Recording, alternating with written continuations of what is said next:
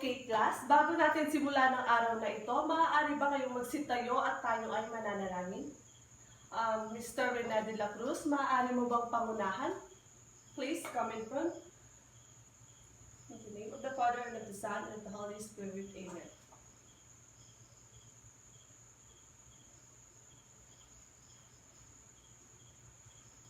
Okay, maaari ka nang bumalik sa inyong upuan.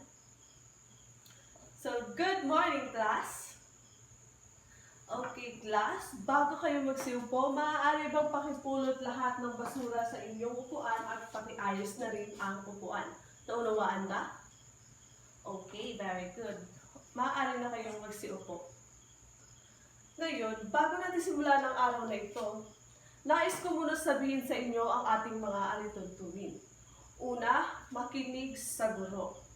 Pangalawa, huwag makipagdaldalan sa katabi. Pangatlo, itaas lamang ang kamay kapag nais sumagot o may katanungan. Naunawaan ba? Okay. So, bago tayo dumako sa ating bagong talakayin, ano nga ba ulit ang tinalakay natin kahapon? Yes, Angel? Tama.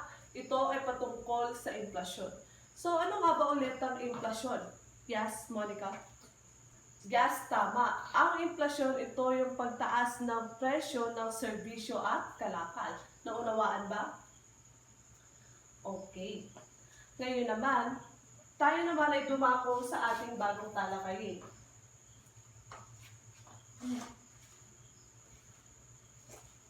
Meron na pong mga inihandang larawan dito na ating bubuin.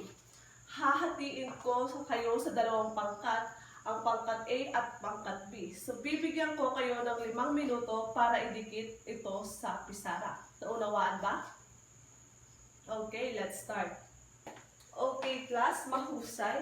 Maaari na kayong magsiupo at bigyan ng sarili ng palakpak. So, ano nga ba sa tingin ninyo ang mga larawan na inyong nabuo?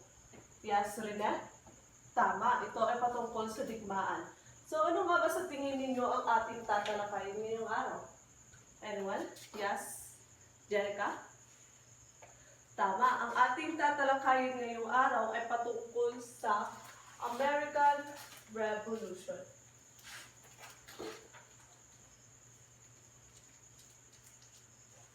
So, ano nga ba ang mga nangyari o naganap sa American Revolution?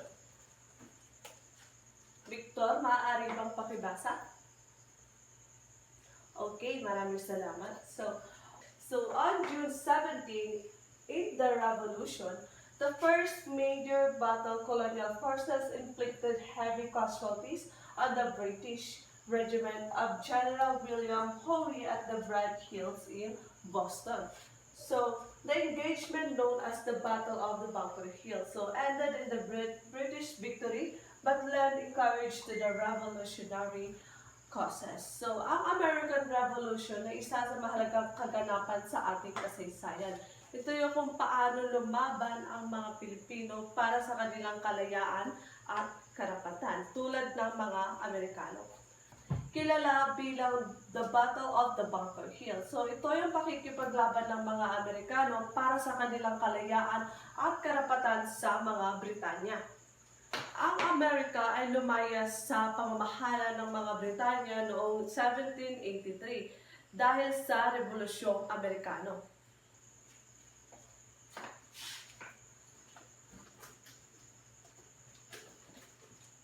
So the Continental Congress noong 1775 to 1781 convened on May 10 was to address the conciliatory proposition sent to the colonies from the North earlier in May. Since Thomas Jefferson wrote response to this proposition that was entered into the records of the Congress in July 1775.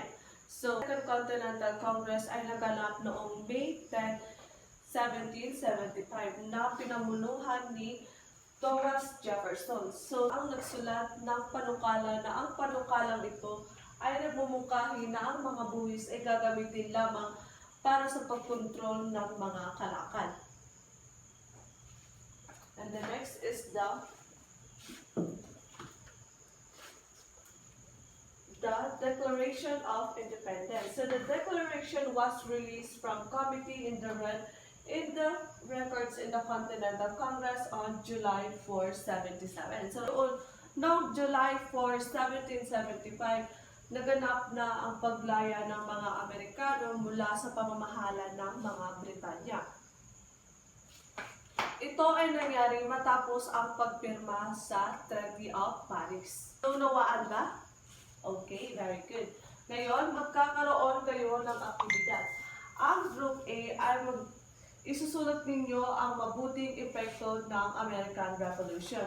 At ang Group B naman, isusulat ninyo ang di mabuting epekto ng American Revolution. So, naunawaan ba?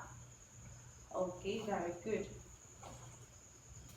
Tapos na ba, class? Okay, very good. Ngayon, maaari nang pakipasa.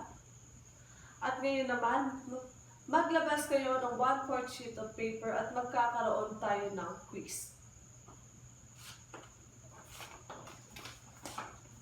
Nakapaglabas na ba? Okay.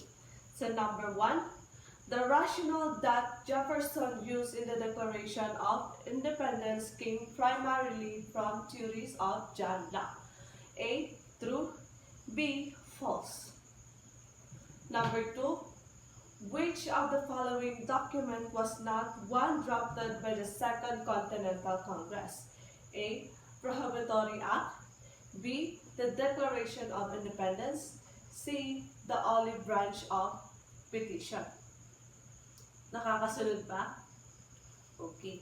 Number 4, in the conciliatory proposition, the mother country gives to most of the demand of American colonies. So A, true. B, false. And number 4, the Declaration of Independence consists of blank sections. So A, 1, B, 2, C, 3, D, 4. Okay, tapos na ba? Okay, very good. Ngayon naman, maglabas kayo ng inyong kwaderno at isulat ang ating takdang aralin. So, what is the advantage and disadvantage of American Revolution? So, what is the disadvantage and advantages of American Revolution? So, naisulat na ba? Okay, very good. At ngayon, dito nagtatapos ang ating klase. So, goodbye class!